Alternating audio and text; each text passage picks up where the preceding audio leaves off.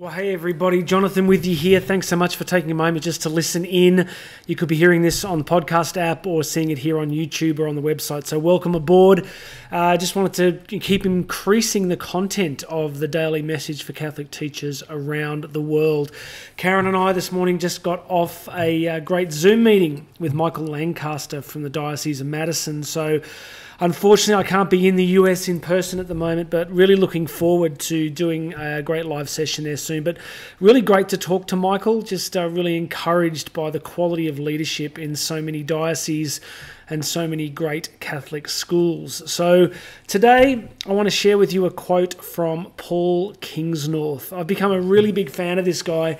He lives with his young family on the remote western coast of Ireland, and he is a most unusual figure. He's highly educated, incredibly well-read, used to be an environmental activist and then kind of became a bit disillusioned with it all and began to question some of the assumptions and while he still cares very deeply about, I guess, the environment, he's also a person of faith and someone who's exploring new directions. So I'm going to interview him next week, which will be great.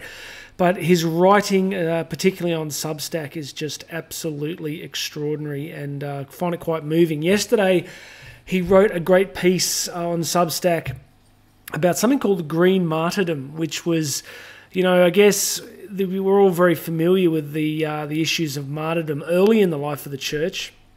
But once Constantine made Christianity the state religion of the Roman Empire in about the 4th century, there was less. It got harder to get killed for your faith, because martyrdom was seen as, for many of the early Christians, as an incredibly noble, crowning achievement. They didn't seek it out necessarily, but they didn't flee from it. So, with the promulgations of Constantine, it became much harder to die a martyr's death.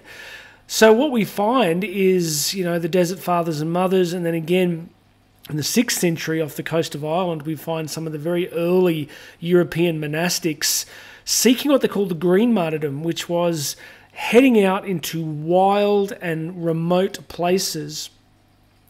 And in those wild and remote places, really seeking connection with God, really seeking a life of austerity and, I guess, suffering in the simplicity.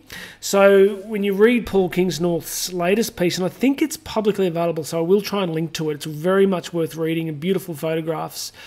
And I do recommend following him on Substack if you can. But these monks took off from the coast and went out to Skellig Michael, which is kind of 10 miles off into the Atlantic. So think of this in the 6th century. Not a lot of life jackets, not a lot of GPS locators, and some wild weather. But if you look at the photographs, you'll see this incredible monastic community just built out of the raw rock of the island itself. So for them, the green martyrdom was living in these little rock shelters and growing whatever they could and suffering the elements. And it wasn't out of self-loathing or self-hatred. It was fundamentally about a desire to more deeply connect with God and to experience God by the stripping away of, all those other things that can hold us back. And do you think it's fair to say that in our modern culture, look, it's great, I don't think I want to wind any of it back. Flushing toilets are a pretty awesome thing, Can you imagine the things we take for granted? But it's also fair to say that the complexity of our modern life, and I've said to Catholic teachers for a very long time that it is the constant demands of teaching, the pressures, the complexity, and then we've got all our devices, and then we have all the things that take up our time. So sometimes it can be harder to encounter God in the simplicity of nature itself. So that's why today's quote, which I should get to so we can all get this done and me not go on for too long, is really special. So this is, I'll just flip across to it here.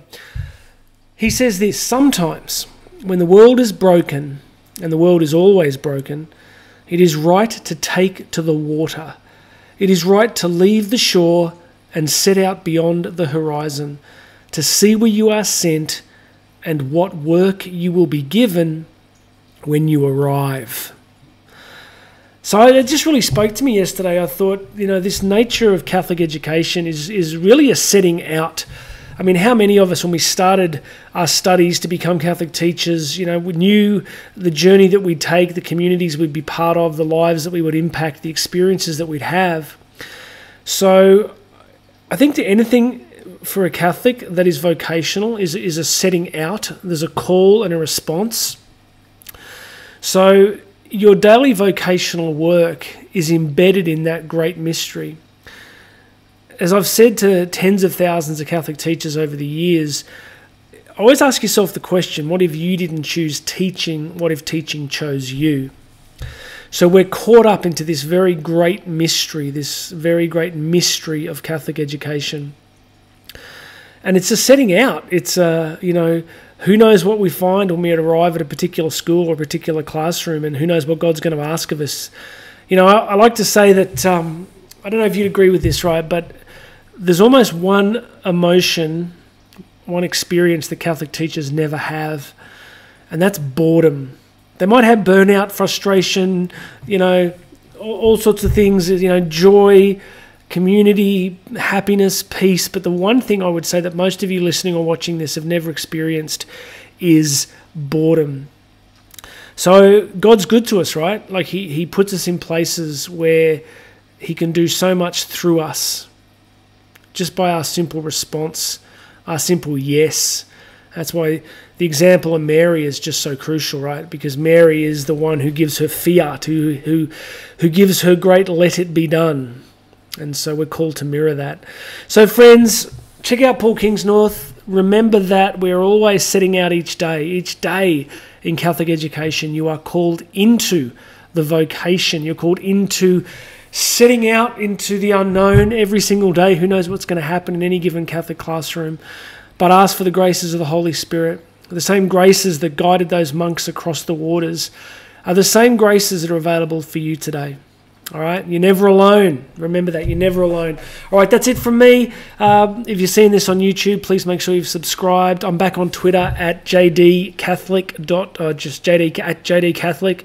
I'm also back on Instagram. You can find me at One Catholic Teacher on Instagram, and everything else is on the website onecatholicteacher.com. God bless you, everybody. Please make sure you've subscribed. Share this with some people if it's a blessing. My name's Jonathan Doyle, and I'm going to have another message for you very soon.